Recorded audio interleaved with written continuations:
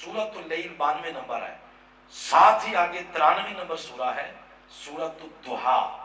اس کی second last اگر آیت پڑھیں تو یہ آیت ڈھنکا بجا رہی ہے آقا کی سخاوت کی۔ کیسے؟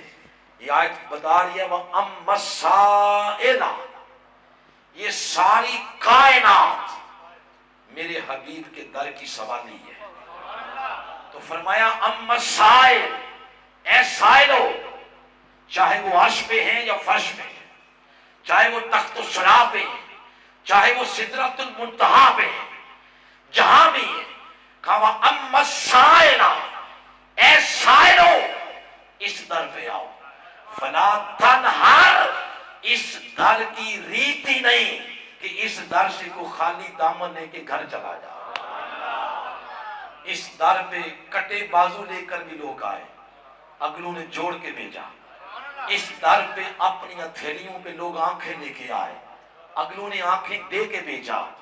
اس در پہ کوئی صحت کا دکھڑا لے کے آیا تو چاہے خواب میں آ کے کملی دے کے اس کی بیماریاں دور کر دی۔ کوئی اولاد کے دکھڑے لے کے آیا، اس کو اولاد دی۔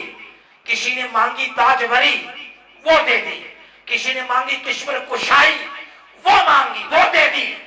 حتیٰ کہ اگر میرے حبیب سے کسی نے مانگی جنت تو فرمایا سنو، جنت بھی میرے حبیب کے در سے ہی تقسیم کی جاتی ہے۔ یہ آقا کی سخاوت ہے۔